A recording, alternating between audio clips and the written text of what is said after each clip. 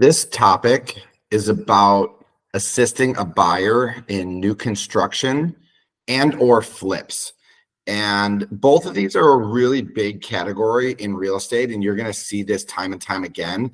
I'm going to talk about what it looks like to be a buyer representing a client through this process, how to navigate it, what to ask for, what red flags are.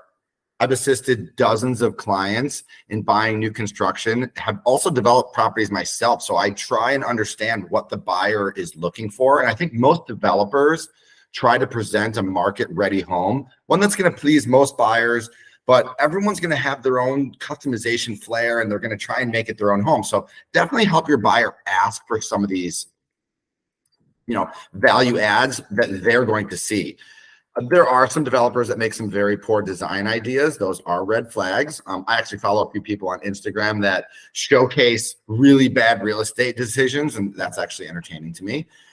I have drafted and dealt with all of the below. Some of these requests are absolutely crazy, but I've seen people ask for built-in safes, structural support for hot tubs on roofs, outlets behind toilets for bidets, TVs in bathrooms, elevators, secret rooms. The list goes on, and none of them are out of bounds.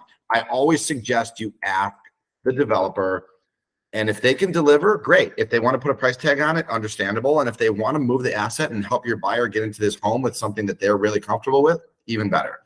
So when you're pricing a new construction home, I really like to use the new car, used car analogy, and that seems to resonate with buyers. You are going to pay a premium for new homes. That's just something that's out there, and you have to get your buyer comfortable with that. When you're customizing homes and you're working with a big builder, a track home, like someone that's developing 40 or 50 homes in a community, you're going to have a lot less flexibility when asking for upgrades. There are going to be upgrade lists, and those lists are going to be very specific. You're going to have specific prices for can lighting, fireplace, flooring, counters. There's going to be allowances for tile. These developers know exactly what they're doing, and they're there to make a profit on every single change that you are going to make and or request, and they probably already thought about it. Make sure you keep your buyers reeled in. You don't want them to get carried away. You could easily bump a stock price or a base car price with upgrades up to 20%, 30% over list price, which is, you don't want to price yourself out of the neighborhood and you don't want to price yourself out of the market. So when you're dealing with smaller spec home builders or flippers, the first thing I do when I'm walking into a home and my client's interested is I'm always going to ask via email. You don't have to ask on site. Send an email to the listing broker and ask for the builder's name. You also want to ask for previous projects, references, and if the developer is working with a reputable real estate broker, that is also a very good sign. I will absolutely go back and research previous projects that this developer has built. If you see that people are buying this property and living in there for 5, 7, 8, 10, 15 years and they're not trading very frequently, that's a really good sign, right? If you go back and you look at this developer and every single one of his projects has a resale in a year or 2 years, you're like, that might be a red flag. I like to call the references too. Don't be scared. If they're giving you references and the phone number for this person, use it. Let your client use it. Have your client call, give them a stock list of questions that they can ask this reference that they're living in the home.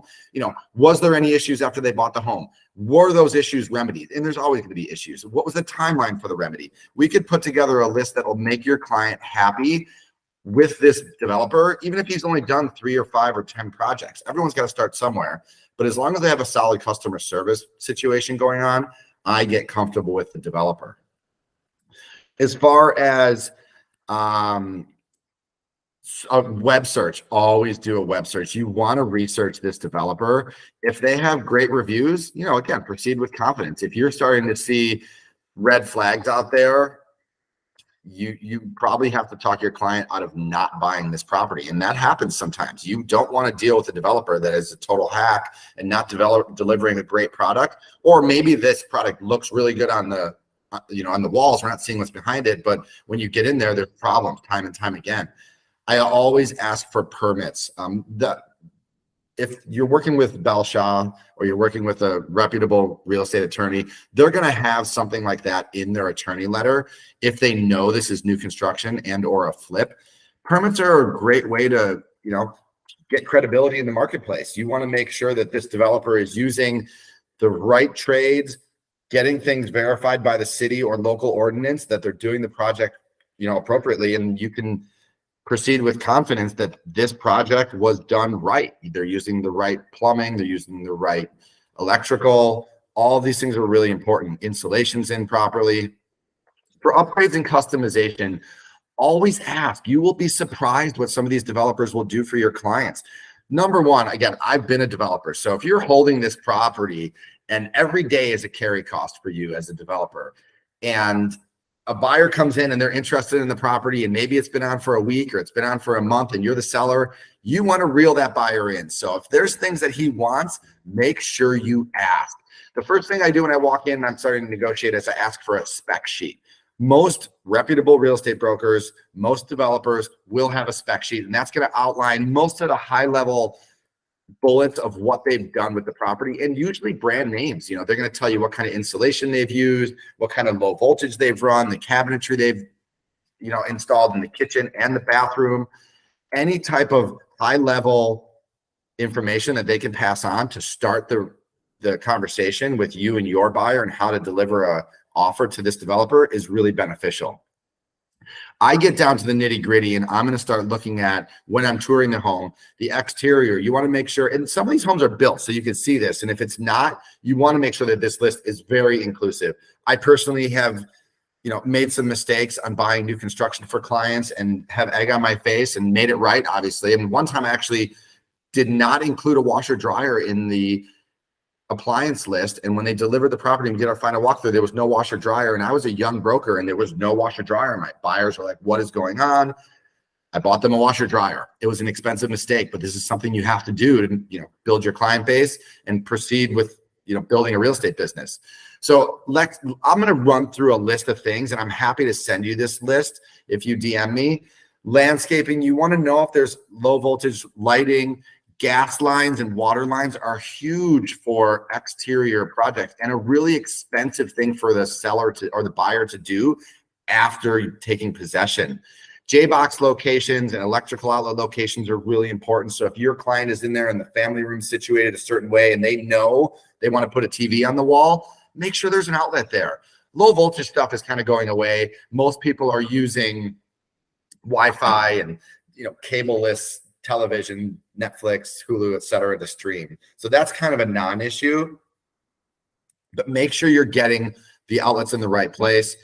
Customized closets. A lot of developers are delivering homes without closets. Make sure you're asking for either an allowance or letting the developer choose a closet guy, and you can meet with them and customize that.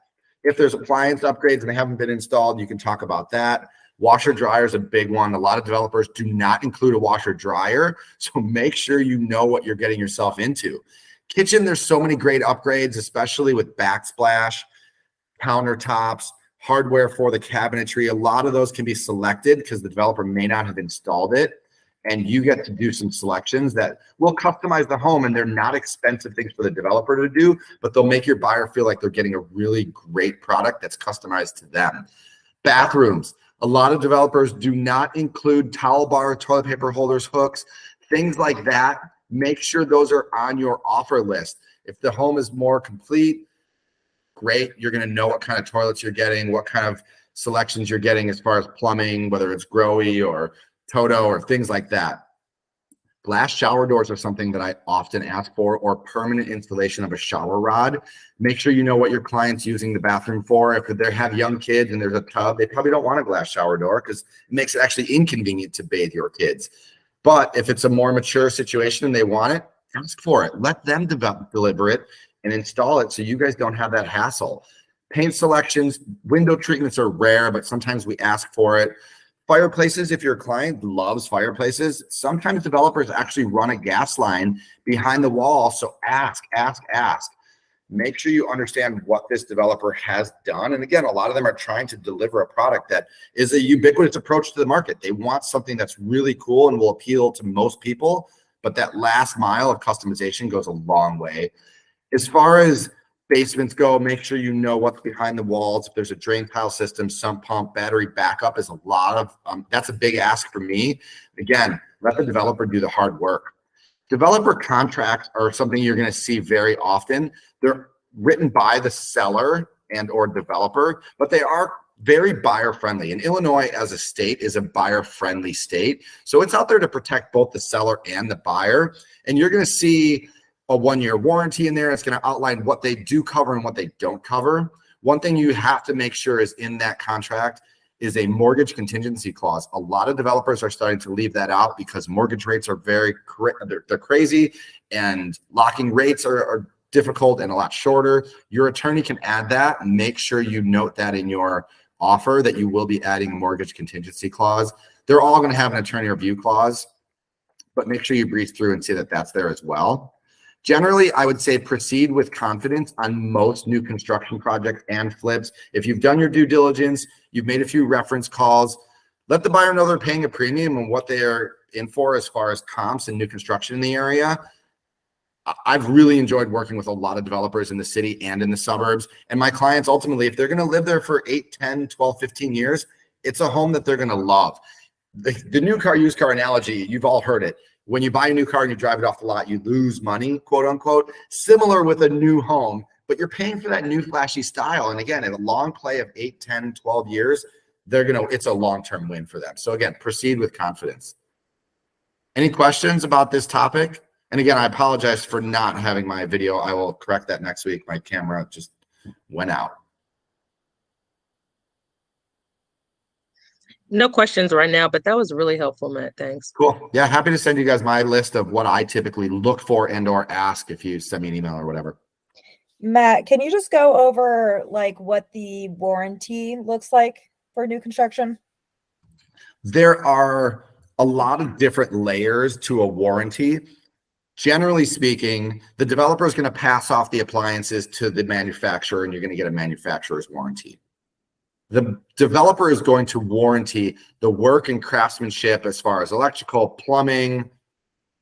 Hopefully you have something in there about basement flooding and the sump pump system and all of that. So that's really important. I always like to stress that buyers make sure that the developer is going to cover that. General craftsmanship and workmanship. What they don't cover is nail pops, settling of a home, anything like cosmetic, they're definitely not going to cover. But if a toilet backs up or an electrical outlet continues to trip, or you're seeing major gaps in the flooring, things like that, structural, you're going to have a 1-year developer's warranty that covers that. And again, it's only as good as the reputation of the developer. So make sure you do your research and talk to the references. Are you able to negotiate a longer warranty, or is 1 year pretty standard?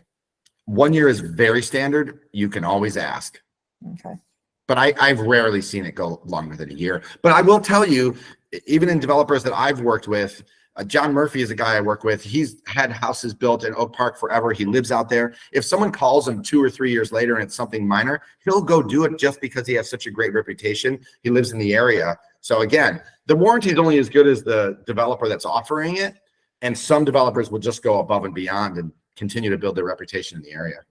Belgravia is a great example. They've been fantastic in the city of Chicago and really stand by their work. What was the guy's name in Oak Park? John Murphy. He's a good friend of mine. Happy to introduce you. Okay. Thank you. Yep. Thanks for joining, guys. Great topic. Feel free to suggest anything that you guys want to hear about or talk about on these shows. Love talking about real estate topics that really can benefit you guys today and down the road.